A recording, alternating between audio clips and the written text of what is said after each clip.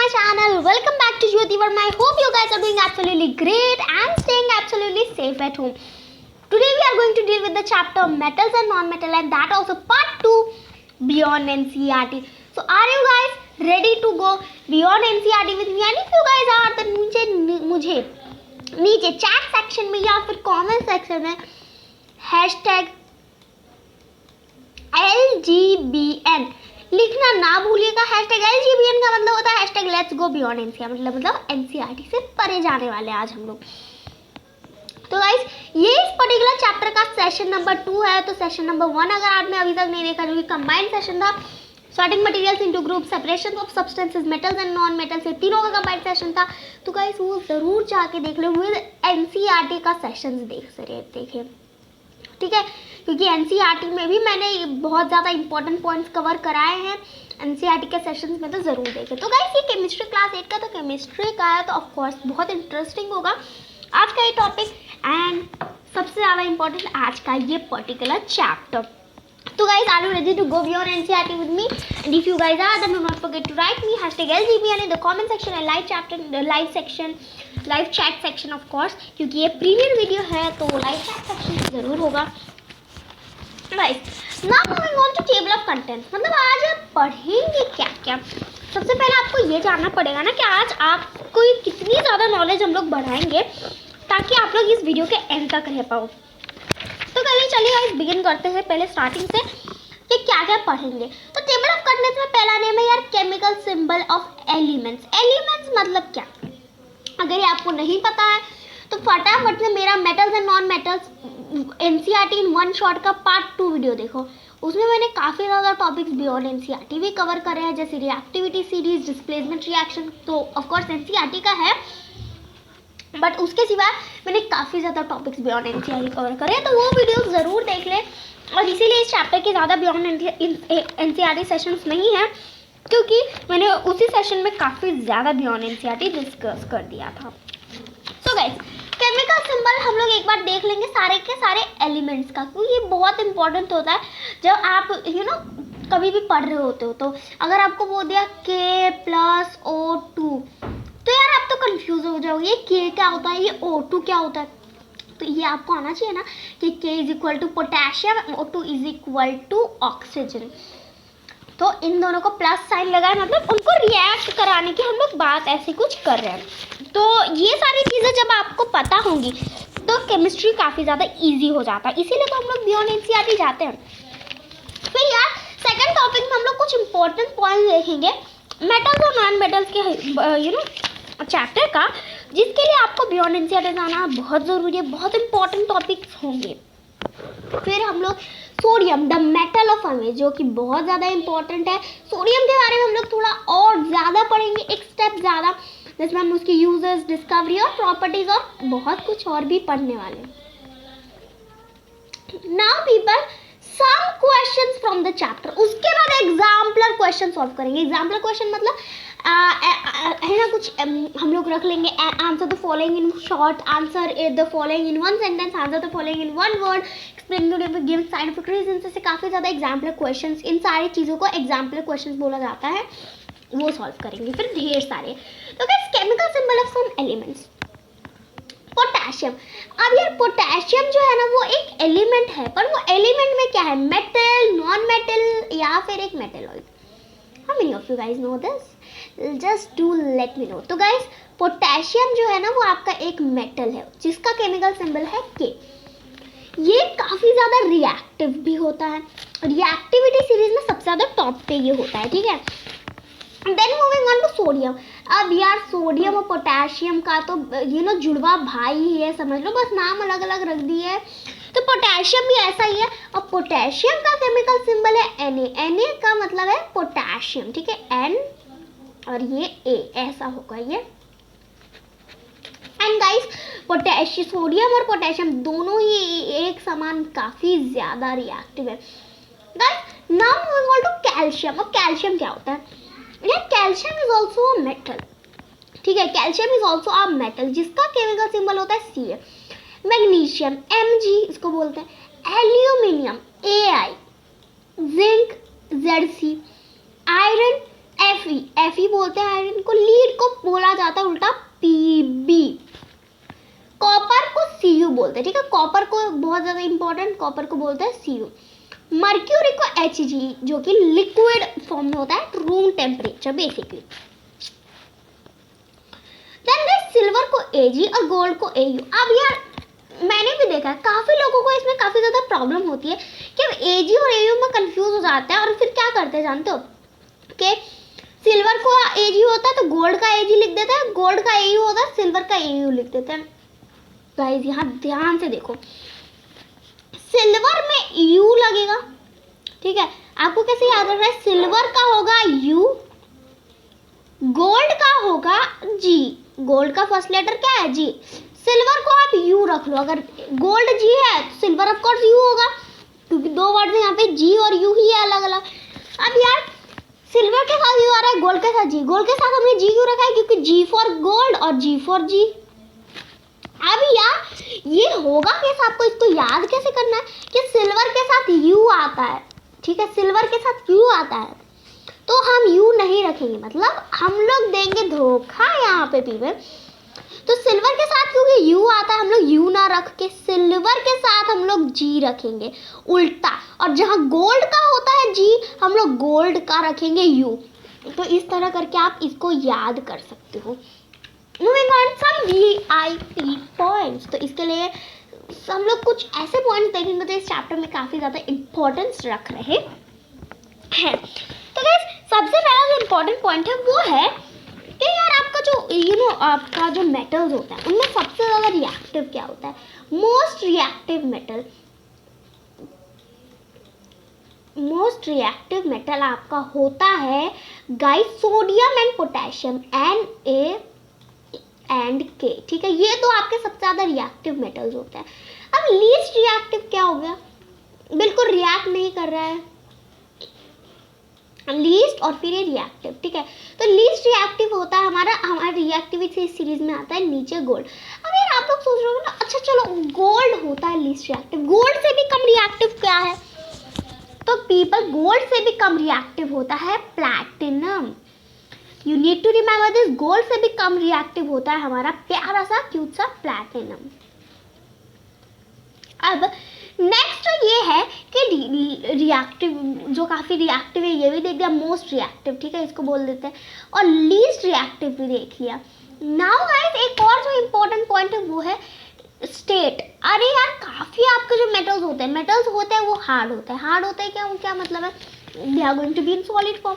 तो काफ़ी ऐसे मेटल्स होते हैं जो सॉलिड फॉर्म में नहीं है, जैसे कि काफ़ी ऐसे नहीं, मतलब ऑफ कोर्स मर्क्यूरी एक ऐसा मेटल है जिसका नाम है मर्क्यूरी, जिसका केमिकल सिंबल पीपल आपने अभी तो पढ़ा, उसका केमिकल सिंबल है Hg।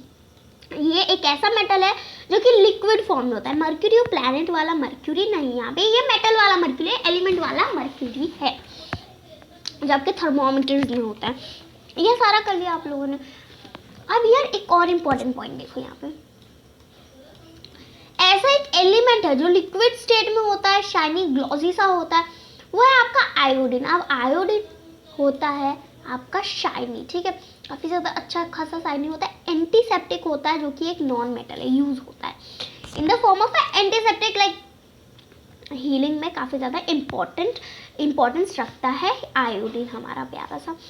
बहन गाइस एक और वीआईपी पॉइंट मैं आपको कहूँगी कि मेटालिक ऑक्साइड्स, जो मेटल के ऑक्साइड्स होते हैं, ठीक है, metal plus oxygen is equal to metallic oxides, they are basic in nature, metallic oxides are basic in nature. ये बहुत अच्छा खासा इंपॉर्टेंट पॉइंट है दैट ये होते हैं हमारे बेसिस, ठीक है। अब यार नॉन मेटालिक ऑक्साइड क्या होंगे, ऑफ कोर्स अब एसिडिक होंगे नॉन मेटालिक ऑक्साइड्स, तो non metallic oxides are acidic in nature, तो नॉन मेटालिक ऑक्साइड्स होते हैं हमारे नेचर में एसिडिक,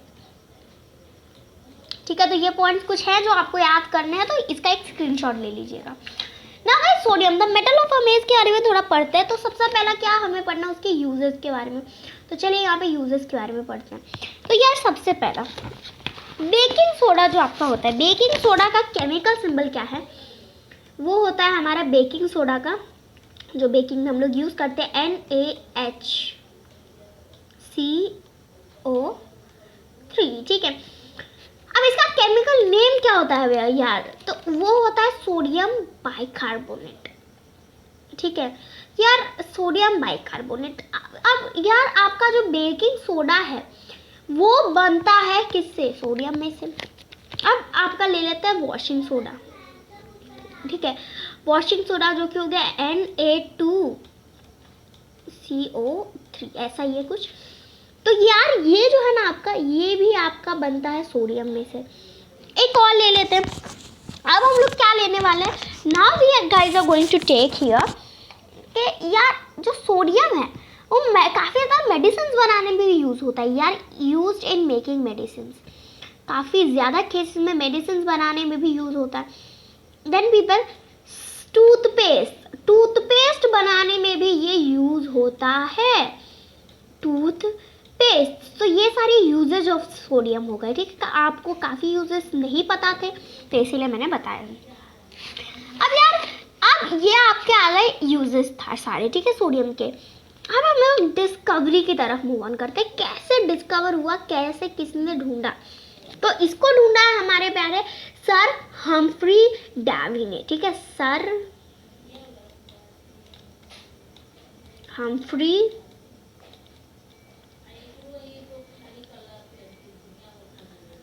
डेवी, ठीक है।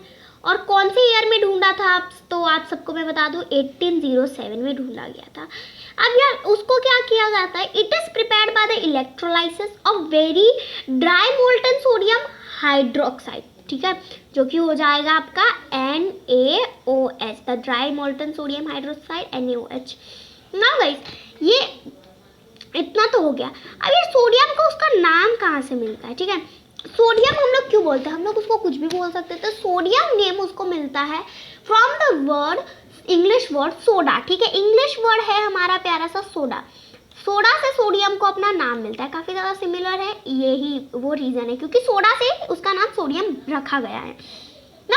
ऐसा क्यों हुआ कि सोडा से उसका नाम सोडियम रखा, यार उसका नाम सोडा से सोडियम रखा, उसका नाम पेन से पेडियम भी तो रख सकते थे, है ना, पेन से पेडियम भी तो रख सकते थे। तो ऐसा क्या हुआ कि सोडा से सोडियम लिखा, क्योंकि जो सर हम्फ्री डेवी थे जिन्होंने उसको डिस्कवर करा, वो क्या कर रहे थे, वो उसको डिस्कवर करते टाइम यूज कर रहे थे कॉस्टिक सोडा, ठीक है, he was using caustic soda when isolating this element, जब इसको आइसोलेट कर रहे थे, when he was isolating this element, then what he was using caustic soda people, ठीक है, caustic soda का इस्तेमाल कर रहे थे आइसोलेटिंग के लिए, ठीक है, आइसोलेट करने के लिए। हमारा प्यारा सा आ गया यहाँ पे कॉस्टिक सोडा। अब क्योंकि कॉस्टिक सोडा का इस्तेमाल कर रहे थे तो उसका नाम सोचा उन्होंने, हम लोग कुछ सोडा से नाम रखते तो सोडियम रख दिया, ठीक है, तो नाम इसका सोडियम रख दिया। गाइस आपको डिस्कवरी के बारे में काफ़ी फैक्ट्स पता चले होंगे आज, आई डू नो दिस। अब यार आप लोग सोचोगे यार इसका सिंबल Na क्यों होता है, Na क्यों होता है, मतलब अच्छा ये सोडा से बना है, इसका सिंबल SO भी तो हो सकता था, तो Na ही क्यों, अभी अभी आपने केमिकल सिंबल्स पढ़े, तो Na ही क्यों, SO हो सकता था, ऐसे हो सकता था, A हो सकता था, मतलब A², तो क्यों Na ही। तो यार Na ये सिंबल जो है वो लेटिन वर्ड नेट्रियम से आता है, ठीक है, नेट्रियम है, मैं यहाँ पे लिख देती हूँ ताकि आप सबको याद रहे, NaTrium, नेट्रियम। अब यार ये जो वर्ड है ना नेट्रियम, उससे हमारा ये सोडियम का जो केमिकल सिंबल है वो आता है Na। अब यार नेट्रियम का जो फर्स्ट 2 लेटर्स है वो क्या है, Na, तो यही से आपका आता है वर्ड नेट्रियम से Na, ठीक है। अब क्या होता है कि आपका जो सोडियम होता है इसकी प्रॉपर्टीज के बारे में बात करते हैं, तो प्रॉपर्टीज के बारे में जब मूव ऑन करते हैं तो हमको पता चलता है कि सोडियम एक ऐसा मेटल है जो कि इतना ज़्यादा रिएक्टिव है कि हमेशा आपको कंपाउंड्स में भी मिलेगा। कंपाउंड्स मतलब क्या, फिर वही बात हो गई यार, अगर आपने पहला सेशन नहीं देखा है इस चैप्टर के ऊपर, इस चैप्टर का जो पहला बियॉन्ड एनसीईआरटी का सेशन था तो वो ज़रूर देखा, उसमें मैंने कंपाउंड्स को एक्सप्लेन किया। कंपाउंड्स को एक बार बता देती हूँ, तो let me just change the color of the pen so that it doesn't get confused, okay। तो यार देखो वाटर जो होता है उसका क्या होता है H2O, H2O मतलब क्या, H2O मतलब क्या, हाइड्रोजन के 2 एटम्स आप यहाँ हाइड्रोजन के रख दो, ऑक्सीजन का 1 एटम, ठीक है, इस तरह से। तो यही होता है हाइड्रोजन, ये भी है, ये भी हाइड्रोजन है, और ये आपका ऑक्सीजन है। तो इसमें क्या हो रहा है, हाइड्रोजन भी यूज हो रहा है प्लस ऑक्सीजन भी यूज हो रहा है वाटर बनाने में। लेकिन अगर वही हम बात करें आयरन की, तो आयरन बना है Fe से, मतलब एक F दूसरा E, Fe ये एक साथ रहेंगे, ऐसा नहीं है F प्लस E, ठीक है, F प्लस ही नहीं होता इससे, ये Fe पूरा एक साथ है, ठीक है। तो ये होता है हमारा, ये होता है आयरन का। तो ये क्या है, आयरन आपका इसीलिए एक एलिमेंट है, वो कंपाउंड नहीं है, ठीक है। और इसीलिए वाटर आपका एक कंपाउंड है। अब कंपाउंड को और ज़्यादा डीप में और अच्छे से पढ़ना है, क्योंकि इस सेशन में क्या बता, मैं अभी आपको शॉर्ट में समझा रही हूँ तो आप कंफ्यूज हो गए होगे, तो वो सेशन ज़रूर देख लेगा, इस बहुत इंपॉर्टेंट है। सो अब यार हम लोगों ने ये सारा देख लिया। अब ये आपका कंपाउंड होता है। अब सोडियम भी कंपाउंड से मिलता है, मतलब अगर सोडियम ने फॉर एग्जांपल रिएक्ट कर दिया वाटर से, तो सोडियम प्लस H2O हो जाएगा कि नहीं, तो ये सोडियम प्लस H2O एक कंपाउंड फिर बन के निकलेगा। फॉर एग्जांपल यार सोडियम ने फिर आपका रिएक्ट कर डाला ऑक्सीजन के साथ, मतलब अब आप ही बोलो यार, सोडियम इतना ज़्यादा रिएक्टिव मेटल है, वो तो किसी भी चीज़ के साथ रिएक्ट कर सकता है। मीन्स वो फ्रेंडशिप करने में तो काफ़ी ज़्यादा अच्छा है, हर चीज़ के साथ फ्रेंडशिप कर सकता है। तो इसीलिए वो ऑक्सीजन के साथ तो रिएक्ट कर ही जाएगा, ठीक है, ऑक्सीजन के साथ तो रिएक्ट कर ही जाएगा, इसमें कौन सी आपत्ति की बात है। It is absolutely going to react with oxygen, and when it reacts with oxygen it is going to form sodium oxide. अब सोडियम ऑक्साइड का केमिकल नेम क्या है पीपल, आप सब में से जिन लोगों को नहीं पता मैं बता दूं कि वो है Na2O, ठीक है, ये है chemical name for sodium oxide, and you guys need to remember this particular chemical name. अब यार आप लोगों ने इतना सारा देख लिया, नाउ हियर इट गोज, एक और पोर्शन हम लोगों ने उसकी प्रॉपर्टीज देख ली। अब प्रॉपर्टीज में जब हम लोगों ने ये डिस्कस किया कि sodium plus oxygen sodium oxide बन रहा है, वो ये है, तो ये एक जो है ना, ये Na2O सोडियम ऑक्साइड, वो एक कंपाउंड है people, that is a compound, ठीक है, it is not a element, क्योंकि इसको आप तोड़ सकते हो, you can just break it, like इसको ब्रेक करके आप क्या निकाल सकते हो, सोडियम प्लस ऑक्सीजन, ठीक है। क्यों, क्योंकि सोडियम और ऑक्सीजन दोनों ने एक साथ रिएक्ट करा है तो ये मिला। अब कंपाउंड में आपको मिलता है, तो सोडियम के साथ भी यही है कि sodium is like it is very very reactive that you always get it in compounds ना। एक कंपाउंड और है सोडियम क्लोराइड। अब सोडियम क्लोराइड का केमिकल फॉर्मूला हो जाएगा हमारा NaC and this capital I also. तो ये है आपका सोडियम क्लोराइड का। आई होप आपका पूरा जो ये बोर्ड है ये पूरा क्लियर हो गया होगा, और अगर अभी तक नहीं हुआ है तो गाइस एक बार रिप्ले देख लो, ठीक है, एक बार रिप्ले देख लो। You guys are absolutely going to understand it as perfectly as you have, ठीक है, एज परफेक्टली एज पॉसिबल। अब ये सोडियम के फैक्ट्स अगर जाने तो हमें पता चलता है कि ये हमें हमारा बॉडी का जो प्रॉपर फ्लूइड बैलेंस है वो मेंटेन करने में मदद करता है, फूड डाइजेस्ट करने में मदद करता है, ठीक है। और ये हमारे सॉल्ट्स में होता है, हमारा जो सॉल्ट होता है ना, हमारे जो सॉल्ट होता है जिनके बिना खाना सूखा सूखा लगता है गाइस, उसमें सोडियम प्रेजेंट होता है।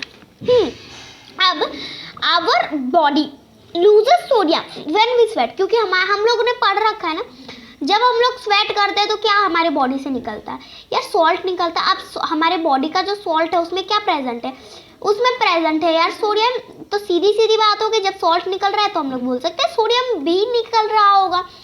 तो इस तरह से कनेक्शन निकाल के आप इस तरह से इसे बोल सकते हो। Now sodium is considered non toxic as well. Why non toxic? Okay, sodium is considered non toxic as well. Why non toxic? क्योंकि वो टॉक्सिक, आपको टॉक्सिक वर्ड मतलब तो पता ही होगा, टॉक्सिक नहीं है, इसीलिए we call it non toxic. बहुत इंपॉर्टेंट। अब यार वो नॉन टॉक्सिक तो है, बट यार अगर बहुत ज़्यादा हो गया तो हाई ब्लड प्रेशर, हमारी बॉडी में बहुत ज़्यादा हो गया तो we can have high blood pressure. Non toxic इसीलिए बोल रहे हैं, हमारे बॉडी को कोई हार्म नहीं पहुंचा रहा है वो, बट अगर ज़्यादा हो गया तो हाई ब्लड प्रेशर हो सकता है गाइस। नाउ एक और बात, हम लोगों ने ये सम वीआईपी पॉइंट्स देखे थे, सम वीआईपी पॉइंट्स को थोड़ा सा और मैं एक्सटेंड करना चाहूँगी इस पॉइंट पे। तो वीआईपी पॉइंट नंबर 7 है जो बहुत इंपॉर्टेंट है, वो है the most abundant metal in universe. कौन सा है? अबंडेंट मतलब क्या होता है? अवेलेबल। आपकी इंग्लिश वोकैबुलरी भी थोड़ी मैं सही कर दूँ तो अबंडेंट मतलब होता है अवेलेबल। अबंडेंट की स्पेलिंग अगर नहीं आती है तो wait, let me write it here. Abundant का स्पेलिंग होता है, just a second, let me select black pen, ठीक है, ABUNDAND।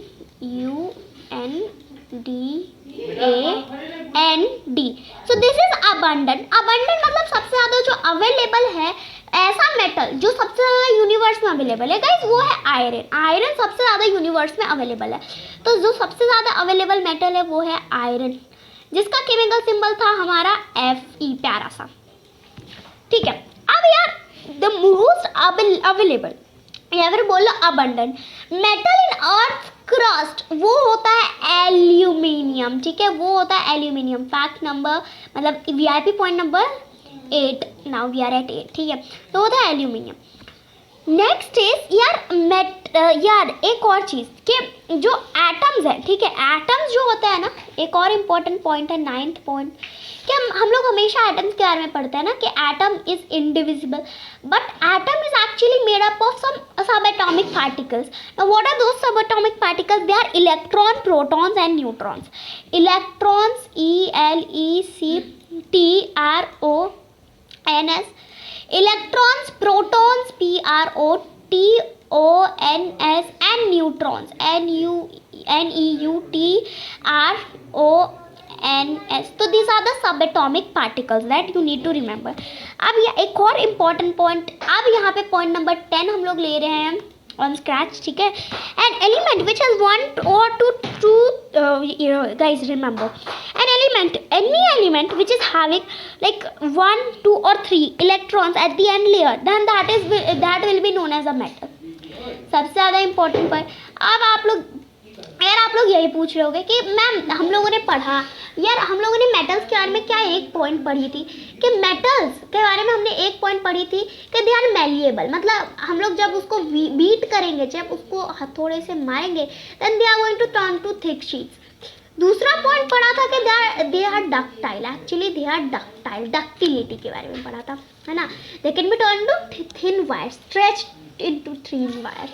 Then तीसरा हम लोगों ने एक और क्या पढ़ा था बिल्कुल कि they are hard, मतलब in solid form, hard मतलब क्या, in solid form। फिर फोर्थ हम लोगों ने क्या पढ़ा था कि actually ना they are sonorous, मतलब they produce a ringing sound when we beat them, they produce a ringing sound when we beat them। अब you guys must be also thinking that mercury जो है, ठीक है, आपका प्यारा सा Hg, यार वो तो इन सब में से कोई भी प्रॉपर्टीज लेके नहीं बैठा है, फिर भी हम उसको why are we calling it even metal? We should not call it a metal। क्यों हम लोग मेटल बोल रहे हैं? क्योंकि मर्क्यूरी हैज लाइक ये इतने सारे पॉइंट्स मैंने ऊपर लिख दिए, पर मर्क्यूरी के तो एक भी पॉइंट ओबे नहीं कर पा रहा है, तो why are we even calling it a metal? So guys, reason behind it is भले वो मेलिएबल ना हो, भले वो डक्टाइल ना हो, हार्ड ना हो, सोनोरस ना हो, बट उसका ये एक एलिमेंट है। पहली बात तो ये पहला एक एलिमेंट है। दूसरा, हर एलिमेंट मेटल्स नहीं होते, ये तो बात आपको पता है, हर एलिमेंट मेटल्स नहीं होते, पर यार ये एक ऐसा एलिमेंट है जिसके एंड लेयर में या फिर 1 या फिर 2 या फिर 3 इलेक्ट्रॉन्स है। अब इलेक्ट्रॉन्स क्या है? सब एटॉमिक पार्टिकल है ये, ठीक है। तो यार उसके एंड में ना 1 to 3 इलेक्ट्रॉन्स होते हैं, इसीलिए हम इसको क्या बोलते हैं? हम इसको एक मेटल बोल रहे हैं पीपल। तो आई होप आप लोग इतने सारे चीज़ों के साथ क्लियर हो, इतने सारे VIP टॉपिक्स देखे, इतने सारे फैक्ट्स जाने।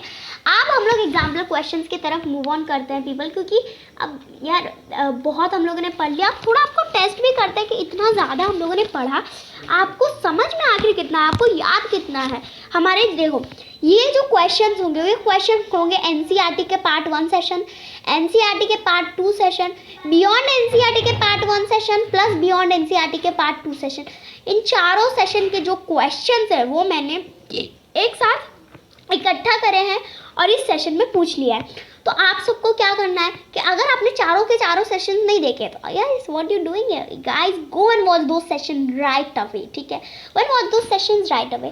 तो यार which matter exist in liquid temperature, liquid state at room temperature. तो यार ये कोई पूछने की बात है यार, we have just learned it right away that is mercury, our cutest Hg। Then the next question is which element exists in liquid state at room temperature? And now it is element, ठीक है। अब ये नहीं बोल रहा है कि metal ही सिर्फ होना चाहिए, नॉन मेटल ही सिर्फ होना चाहिए, कोई भी एलिमेंट हो सकता है। तो पहला यार आप यहाँ पे Hg एग्जाम्पल दे सकते हो, मतलब हमारा प्यारा मर्क्यूरी। आप एक और एग्जाम्पल दे दे, एक नॉन मेटल भी दे देते, एक मेटल देते एक नॉन मेटल दे देते, we are going to be very very very like justified person. तो एक होता है हमारा प्यारा सा आयोडीन। आयोडीन भी लिक्विड स्टेट में होता है, तो iodine is also the one, ठीक है, iodine is also the one. Now which metallic element is chemically very reactive? Metallic element जो केमिकली वेरी रिएक्टिव है, तो गाइस वो पोटेशियम है या फिर सोडियम है। दोनों ही, पोटेशियम सोडियम दोनों ही सबसे ज़्यादा रिएक्टिव है, ठीक है, सोडियम का Na, तो potassium and sodium. Now which gas is released when metal reacts with dilute hydrochloric acid? When metal is going to react with dilute hydrochloric acid, guys, remember the word here, dilute hydrochloric acid. तो क्या मतलब कौन सा gas release होगा, ठीक है, कौन सा गैस रिलीज होगा? How many of you have any idea about this question? तो गाइस मैं आपको आंसर दे सकती हूँ। तो the correct answer to this question is hydrogen, ठीक है, हाइड्रोजन गैस रिलीज होता है। यार ये बहुत इंपॉर्टेंट है, याद कर लो, एग्जाम्स में भी पूछे जा सकते हैं, गारंटेड क्वेश्चंस में से एक है कि जब एक मेटल डाइल्यूट हाइड्रोक्लोरिक एसिड के साथ रिएक्ट करेगा देन वो हाइड्रोजन गैस फॉर्म करेगा। अब यार आप भी सोच रहे होंगे ना ये कॉन्सेप्ट हम कहाँ से लगाए, कहाँ से ये कॉन्सेप्ट लगा रही हूँ मैं, कहाँ से पूछ लिया ये क्वेश्चन? तो एनसीईआरटी के सेशंस देखे होंगे जिसमें हम लोगों ने केमिकल प्रॉपर्टीज़ पढ़ी थी, पीपल केमिकल प्रॉपर्टीज़ पढ़ी थी, क्या आप सबको याद है? तो इसी तरह उसी में हमने ये पढ़ा था। अब कोई भी मेटल अगर एसिड के साथ रिएक्ट करेगा तो क्या प्रोड्यूस कर रहा है? Guys this is acid, dilute hydrochloric acid, acid ही है। अब यार मेटल प्लस एसिड हम लोगों ने पढ़ा था, मेटल प्लस एसिड क्या हो जाएगा यार? They are going to produce hydrogen gas, hydrogen gas produce होगा, ठीक है, hydrogen gas with a pop sound, with a pop sound, ठीक है, विद अ पॉप साउंड। और उसके साथ हम लोगों ने मतलब जितने भी केमिकल प्रॉपर्टीज है उसने तो सारी की सारी डिस्कस करी थी। तो गाइस वो सेशन अगर अभी तक नहीं देखा है तो what you doing here people, go and watch the session right away. और सॉल्ट की भी फॉर्मेशन होगी ऐसा हम लोगों ने ज़रूर पढ़ा था, salt plus hydrogen gas. So this is what we studied. Now guys, what is the nature of metallic oxide? क्योंकि वो metallic oxides हैं, they are going to be basic in nature. Basic, ठीक है, ये मैंने B लिखा है, it seems like S. Now, which metal can easily react with even cold water? अब यार इसका आंसर तो एकदम सीधा है, या फिर वो सोडियम होगा या फिर पोटेशियम, क्योंकि ये दोनों इतने ज़्यादा रिएक्टिव है कि कोल्ड वाटर भी हो ना तो उसके साथ लेंगे हम लोग अभी अभी फ्रेंडशिप कर, मतलब ये लोग बहुत जल्दी फ्रेंडशिप कर देते हैं, बहुत जल्दी रिएक्ट कर जाते हैं ना। तो these are the metals which are going to react even with cold water, मतलब हॉट वाटर से तो इजीली रिएक्ट करेंगे, कोल्ड वाटर के साथ भी बड़े इजीली रिएक्ट कर जाते हैं। Now guys answer the following in one sentence, एक सेंटेंस में आप क्वेश्चन के आंसर आपको देने हैं। तो अब आपको ज़्यादा केयरफुल रहना पड़ेगा अगर आपने लास्ट क्वेश्चन के गलत आंसर दिए थे तो। First question is in front of you guys, give the name of 4 non metals. यार 4 नॉन मेटल्स ऐसे बताने हैं जो कि सॉलिड फॉर्म में होते हैं। अब यार ये कोई पूछने की बात है, आप तो फटाफट से आंसर लिख दोगे यहाँ पे। पहला आपका हो गया carbon, carbon is something that, carbon is a non metal, ठीक है, जो कि सॉलिड फॉर्म में होगा। दूसरा आप यहाँ से उठा के लिख दो, let's take it as sulphur, ठीक है, सल्फर। गाइस सल्फर जो होता है ना, जो सल्फर होता है, आप लोगों ने पता है फॉस्फोरस के बारे में भी पढ़ा होगा। आप लोगों ने फॉस्फोरस के बारे में कितने लोगों ने पढ़ा है? अगर आप सबने पढ़ा है तो let me tell you that यहाँ पे यार फॉस्फोरस भी आएगा, या फिर आप लिख सकते हो इसका answer as iodine. Iodine is also a non metal और वो भी होता है सॉलिड फॉर्म में। Guys iodine is also a non metal that is in solid form, ठीक है। आयोडीन एक ऐसा नॉन मेटल है जो कि सॉलिड फॉर्म में होता है। I am so sorry, like by reading this question I just remembered it just right away that actually iodine is in solid form as always, हमेशा से वो solid form में ही था। तो यहाँ पे आप ये आंसर लिख सकते हो। तो यहाँ पे जो हम लोगों ने आंसर देखा था which metal, यहाँ पे which element exists in liquid state at room temperature, that is not iodine at all. Actually I have been taking classes from so long and that is why I was so confused. Guys इसका सही answer होगा bromine, ठीक है। इसका correct answer होगा bromine. Bromine is also a non metal. ठीक है, bromine is also a non metal that is going to that is going to be in liquid state at room temperature. तो that is not at all iodine. वो iodine नहीं होने वाला है. If you guys catched it just in a second, you guys are very clever. And if you didn't, then I think that you have to revise the concepts of session number 1, session number 2 with NCERT, session number 1 and session number 2 beyond NCERT. Now guys, iodine तक हम लोगों ने पढ़ लिया. ठीक है, iodine का इस पॉइंट तक हम लोगों ने कवर करा. अब व्हाट इज मैलिएबिलिटी? यार ये कोई क्वेश्चन है. What is malleability? यार इतना ज़्यादा सिंपल. मैलिएबिलिटी क्या होती है? तो the property of metals by which they can be beaten into thin sheets is called malleability. Metals की वो प्रॉपर्टी जिसमें हम मेटल्स को मार मार के, हैमरिंग कर करके थिन शीट्स में हम उनको टर्न कर सकते हैं. ठीक है, थिन शीट्स में उनको बीट कर सकते हैं. In a sense that is known as malleability. Now next question is what is found due to corrosion of copper vessels. अब क्योंकि वो कॉपर है, वो रिएक्ट करेगा. किस चीज़ से रिएक्ट करेगा यार? क्योंकि वो मेटल है, ऑक्सीजन से ऑफकोर्स रिएक्ट करेगा. तो क्या आपको मिलेगा कि अगर ये process this is going to take place, corrosion, if the copper vessel is going to corrode, then a dull green coating is found. ठीक है, a dull green coating will be found in the is found on the copper vessels. उसके ऊपर एक डल green सी coating हो जाएगी. और वो coating क्यों होगी? Just due to corrosion. ठीक है, कोरोजन की वजह से वो कोटिंग आ जाएगी. So in a sense you can write it. The answer for this question is a dull green coating is found on the copper vessels due to corrosion. Next question in front of you guys, fifth number. What is formed when sulfur dioxide is dissolved in water? जब sulfur dioxide को पानी में dissolve करोगे तो क्या form होगा? So यार of course ये चीज़ ना बहुत ज़्यादा सिंपल है. sulfur is actually a non metal, है कि नहीं?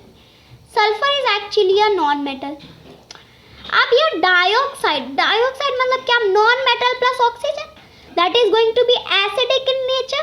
Non metallic oxide is going to be acidic in nature. अब यहाँ पे ये लोग बात कर रहे हैं कि उसको डिसॉल्व करना है वाटर में. ठीक है, तो गाइज अब उसको वाटर में डिसॉल्व कर दोगे तो नेचर चेंज हो जाएगा क्या? नहीं, एसिडिक ही रहेगा. तो guys of course it is going to be sulphurous acid. ठीक है, वो होगा हमारा प्यारा सा सल्फरस एसिड. यहाँ पे मैं स्पेलिंग लिख देती हूँ. यहाँ पे लिख रही हूँ मैं, sulphurous acid is going to be formed. ठीक है, सल्फरस एसिड फॉर्म होगा. थोड़ा सा आपको ना इंटेलिजेंस लगाना है आपका इस क्वेश्चन में, और फिर यह क्वेश्चन सॉल्व हो जाएगा easily. Now what is the effect of sulphurous acid on a blue litmus paper? अब ब्लू लिटमस पेपर पे सल्फरस एसिड का क्या इफेक्ट होगा? हम लोगों ने देखा कैसे सल्फरस एसिड हुआ.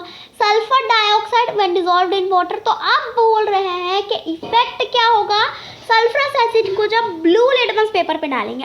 अब आप मुझे सबसे पहले ये बताओ, सल्फरस एसिड है या बेस है? तो गाइस आप लोग you guys will be like इसके तो नाम में ही एसिड है. तो that is of course a acid. And guys you guessed it right, that is absolutely a acid.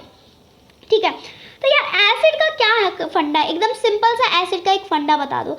Acid क्या करेगा? एक ब्लू लिटमस पेपर को, acid is going to turn a blue litmus paper red.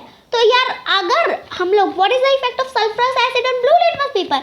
It is going to turn the blue litmus paper red. इसमें भी बस थोड़ा सा आपको लॉजिक लगाना था कि ये एक एसिड है और acid on a litmus paper. ये हम लोगों ने किस सेशन में पढ़ा है जानते हो? क्लास 7 साइंस का बियॉन्ड एनसीईआरटी का session, beyond NCERT plus with in NCERT का सेशन जो था, एनसीईआरटी का प्यारा सा सेशन था. दोनों ही सेशंस में हम लोगों ने ये पॉइंट पढ़ा था लिटमस पेपर का. ठीक है, इंडिकेटर्स का. तो गाइस वो 2 सेशन ज़रूर देख लें अगर आपको ये सारे पॉइंट्स अभी याद नहीं है तो, क्योंकि ये चैप्टर के लिए बहुत ज़रूरी है. तो जो जो सल्फरस एसिड है that is going to turn a blue litmus paper red.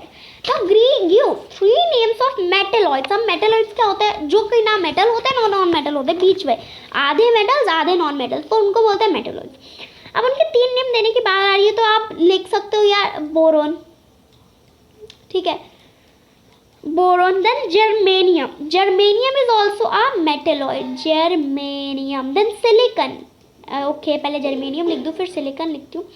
Then guys silicon is also metalloid. तो 3 नेम्स देने बोले थे, हमने दे दिए. लेकिन अगर आपको और नेम्स देने हैं, आपको रखने हैं याद, तो मैं बता दूं, एक और नेम हो जाएगा हमारा प्यारा सा आर्सेनिक. देन हमारा आ जाता है एंटीमोनी. एंटीमोनी. तो ये सारे जो मैंने 5 नाम लिखे रहे हैं, ये सारे के सारे 5 मेटेलॉइड्स हैं. तो 5 में से यार आप सबको एटलीस्ट जो 3 नेम्स है वो तो आने ही चाहिए. 5 में से at least 3 names you guys are going to remember. तो इसलिए मैंने 5 नेम दिए. 5 में से जो 3 याद हो रहा है रट लो, क्योंकि बहुत ज़्यादा इंपॉर्टेंट होने वाला है. ठीक है, अपने दिमाग में बैठा लो. Guys completing this one. Now अगले पॉइंट की तरफ मूव ऑन करते हुए guys, let me change the colour of my pen. Okay, now what happens when a magnesium रिवर is heated in presence of air. Magnesium रिवर को जब हम लोग एयर के प्रेजेंस में हीट करेंगे तो क्या होगा. So guys, it is of course, it starts burning with a white flame. Okay, it is going to start burning, but with what? With a white flame. ठीक है, and white powder is formed which is called magnesium oxide. क्यों magnesium oxide क्यों बोलेंगे उस white powder को, क्यों वो magnesium oxide होता है. अब यार, अब ये क्वेश्चन ना आप सबके दिमाग में आए या ना आए पर इम्पोर्टेंट है, क्योंकि यार मैग्नीशियम रिबन है जो कि मैग्नीशियम है, उसको हम लोगों ने किस में हीट किया, in the presence of air, मतलब ऑक्सीजन. तो मैग्नीशियम प्लस O2 क्या हो जाएगा. ठीक है, मैग्नीशियम प्लस O2 क्या होता है.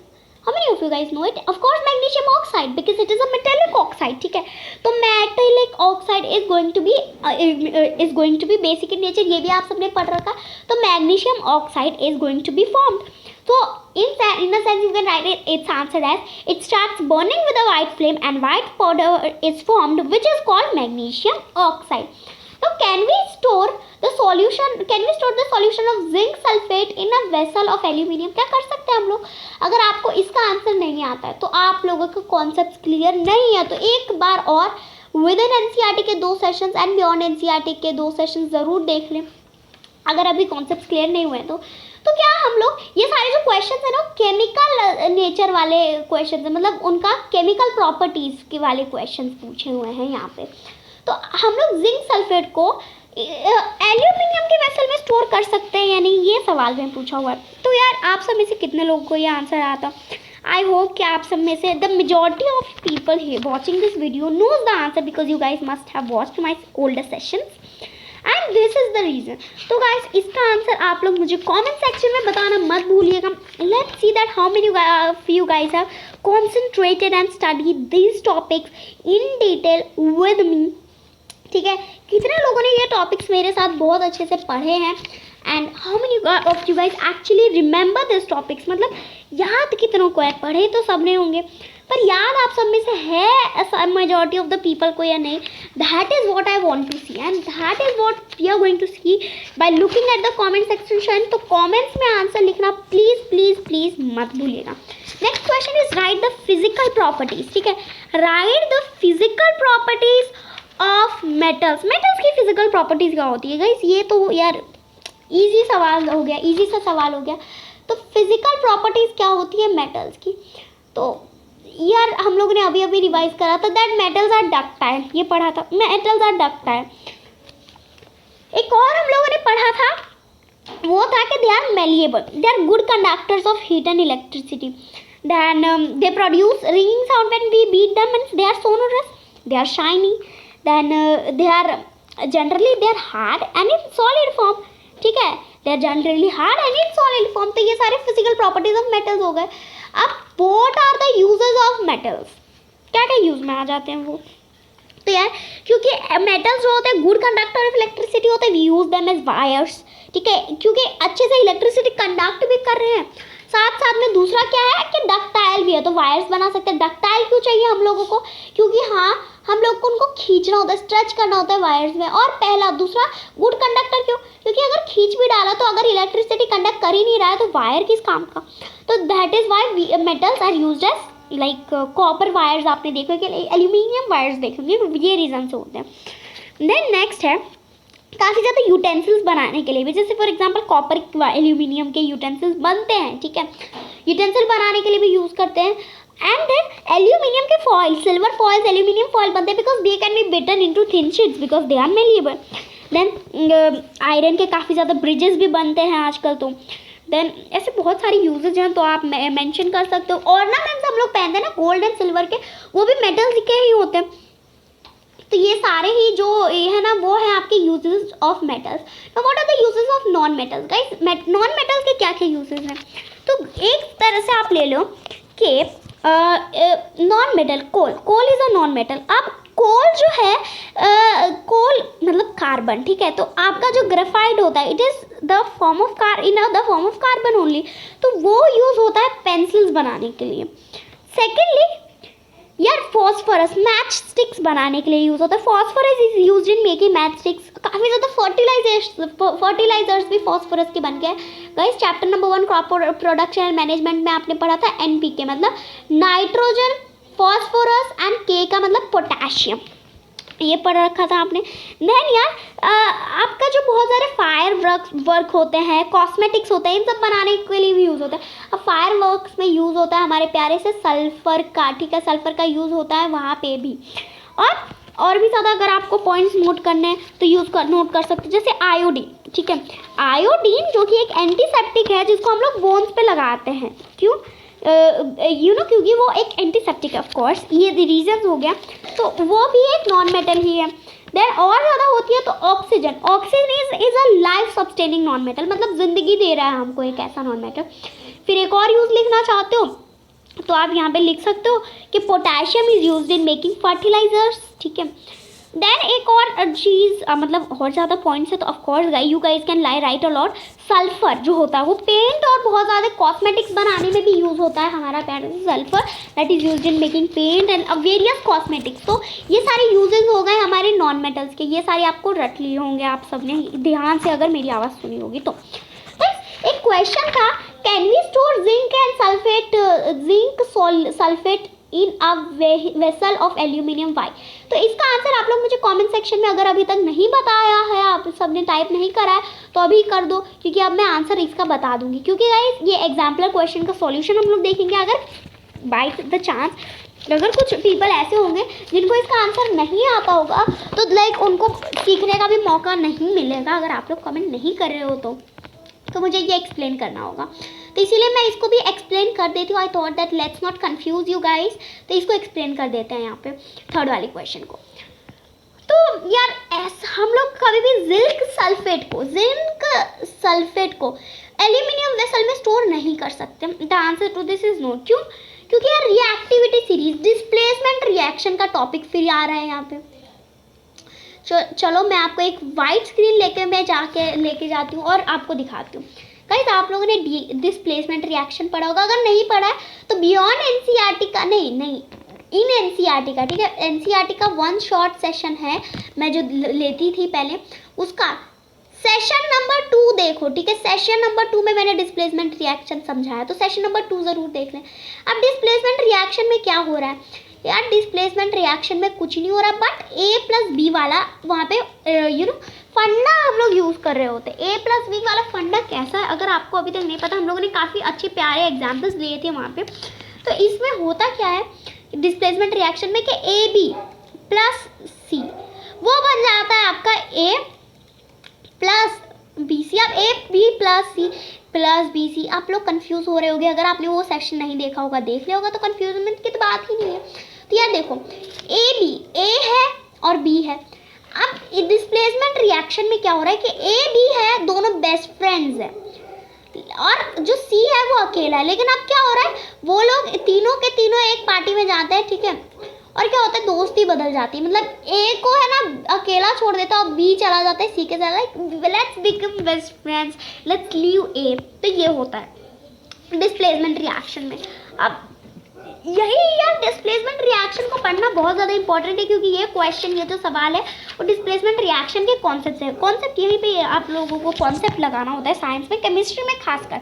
तो इसमें क्या होता है, a more reactive metal displaces the less reactive metal, a more reactive metal is going to displace a less reactive metal, और फ्रॉम इट्स सॉल्ट सॉल्यूशन से डिस्प्लेस करेगा, एंड इसको बोला जाता है डिस्प्लेसमेंट रिएक्शन। अब इसके एग्जाम्पल्स में ये एक एग्जाम्पल है। अब यार डिस्प्लेसमेंट रिएक्शन को याद करने के लिए कि क्या डिस्प्लेस होगा क्या नहीं, आपको पढ़नी पड़ती है रिएक्टिविटी सीरीज। अब आप सब ये भी सोच रहे होंगे, अगर आपने सेशन नंबर 2 नहीं देखा होगा मेरा, तो क्या ये रिएक्टिविटी सीरीज है क्या? तो यार रिएक्टिविटी सीरीज ना एक रिएक्शन की सीरीज है इन डिसेंडिंग ऑर्डर। लाइक सबसे ज़्यादा कौन रिएक्ट करता है। अगर आपको रिएक्टिविटी सीरीज नहीं पता है गाइस, तो यहाँ देखो ये वाला आपको ये वाला स्लाइड दिख रहा है, इसमें मैंने पूरी की पूरी रिएक्टिविटी सीरीज लिख डाली है। ठीक है, मैंने रिएक्टिविटी सीरीज के अकॉर्डिंग ही लिखना पसंद करा। मैं इतना सारा इरेज कर देती हूँ, ठीक है, इनका ज़रूरत नहीं है अभी हमें। तो let me erase this guys and then मैं आपको ये रिएक्टिविटी सीरीज थोड़ा सा पढ़ा दूँगी, थोड़ा सा हम लोग रिवाइज कर लेंगे ताकि फिर प्रॉब्लम ना हो। ठीक है, इन सबको याद करने में। तो पोटेशियम सबसे ज़्यादा reactive, then sodium, then calcium, magnesium, aluminium, zinc, iron, lead, copper, mercury, then guys silver, और सबसे कम हो गया हमारा गोल्ड। ठीक है, गोल्ड के बाद आता है हमारा प्यारा सा प्लैटिनम। वो अभी रिएक्टिविटी सीरीज में हम लोगों को ये सारी चीज़ें, तो इतनी पॉइंट्स तो याद रखने, प्लैटिनम याद हो ना हो यार, इतना तो याद ज़रूर रखना। अब उसमें क्या होता है, यही रिएक्टिविटी सीरीज को आप यूज़ करते हो डिस्प्लेसमेंट रिएक्शन में अप्लाई करने के लिए। ठीक है, डिस्प्लेसमेंट रिएक्शन में आप यही रिएक्टिविटी सीरीज से चीज़ों को अप्लाई कर पा रहे हो। अब यार क्वेश्चन क्या था, यहाँ देखो ज़्यादा, अब एकदम ध्यान से कि जिंक का जो सॉल्यूशन है, अरे okay let me change the ink colour, नहीं तो कंफ्यूज हो जाओगे। ठीक है, तो यार जिंक सल्फेट है, वो उसको एल्यूमिनियम के साथ तो ऑफ कोर्स रिएक्ट ज़रूर करेंगे। अब यार जिंक सल्फेट मतलब जिंक लिख दिया और यहाँ लिख देती हूँ मैं सल्फेट, ठीक है, शॉर्ट फॉर्म में, प्लस एल्यूमिनियम। ठीक है, प्लस एल्यूमिनियम। अब यार ये दोनों रिएक्ट करेंगे तो क्या फॉर्म होगा यार? अब मुझे यह बताओ कि एल्यूमिनियम इसको रिएक्ट कर, मतलब रिएक्शन तो होगा, डिस्प्लेसमेंट कहाँ होगा? तो when a solution of zinc sulphate is kept in a vessel of aluminium, क्या होगा? Aluminium can displace zinc from zinc sulphate. अब क्या करेगा एल्यूमिनियम के जा जिंक सल्फेट मेरा हुआ, ठीक है, तो ये डिस्प्लेसमेंट होगी, तो फिर क्या हो जाएगा? ठीक है, क्या होगा guys? Aluminium will displace zinc from zinc sulphate, so aluminium के वेसल्स में होल हो जाने वाली है। डिस्प्लेसमेंट रिएक्शन के अकॉर्डिंग यही होगा, क्योंकि यार यहाँ देखो रिएक्टिविटी सीरीज, जो एल्यूमिनियम है वो जिंक से एक स्टेप ज़्यादा रिएक्टिव है ना, तो एल्यूमिनियम ज़्यादा रिएक्टिव है तो एल्यूमिनियम जिंक पे हावी हो जाएगा। इसीलिए जिंक के सल्फेट सॉल्यूशन में से, जिंक के सल्फेट सॉल्यूशन में से उसको निकाल के वो खुद हो जाएगा, मतलब एल्यूमिनियम सल्फेट प्लस जिंक वाली बात हो जाएगी ये तो। So guys these were the questions जो हमको पढ़ने थे। ठीक है, हम लोगों ने एक एक क्वेश्चन डिटेल में पढ़ा। ये मेरा आज तक का सबसे ज़्यादा लंबा सेशन रहा है ऑफ कोर्स, क्योंकि आज के इस सेशन में हमने बहुत मेहनत की, बहुत काफ़ी ज़्यादा पढ़ाई भी करी। ठीक है, तो काफ़ी ज़्यादा एग्जाम्पल क्वेश्चन सॉल्व करे, 1 घंटे का लगभग ये सेशन हो गया। बट आई होप आप सबको ये सारी चीज़ें याद हो गई होंगी। देखो मेटल्स एंड नॉन मेटल्स का हम लोगों ने क्या क्या पढ़ा, chemical symbols, important points that we knew. अब हम सोडियम के बारे में पढ़ा, एग्जाम्पल क्वेश्चन सॉल्व करें। तो thanks guys for watching this video. अगर आप ये थैंक्स सुन पा रहे हो, इसका ये मतलब है कि आप इस वीडियो के एंड तक रहे। Thanks a lot for this. Does anyone have any question? क्योंकि थोड़ा हार्ड था चैप्टर, कुछ क्वेश्चन भी सॉल्व करें, कुछ भी क्वेश्चन रह गया हो, नीचे डाउट सॉल्विंग फॉर्म का लिंक है, तो गाइस उसमें आप अपने क्वेश्चंस टाइप कर दो मुझे, मैं आपके क्वेश्चंस के आंसर दे दूंगी through some of the other medium like doubt solving videos और ईमेल्स। सजेशन फॉर्म भी है, कोई सजेशन है आपके पास मेरे लिए तो वो ज़रूर दे देना। और एक और पॉइंट, अब एक और बात अभी आपको बोल दूंगी कि यार यहाँ पे आयोडीन ना आके यहाँ पे ब्रोमीन आएगा, तो इसमें बिल्कुल भी कंफ्यूजन मुझे नहीं चाहिए। That's it about the session, let's meet in another video. Till then guys what will I say, take care, tata and bye bye, love you all.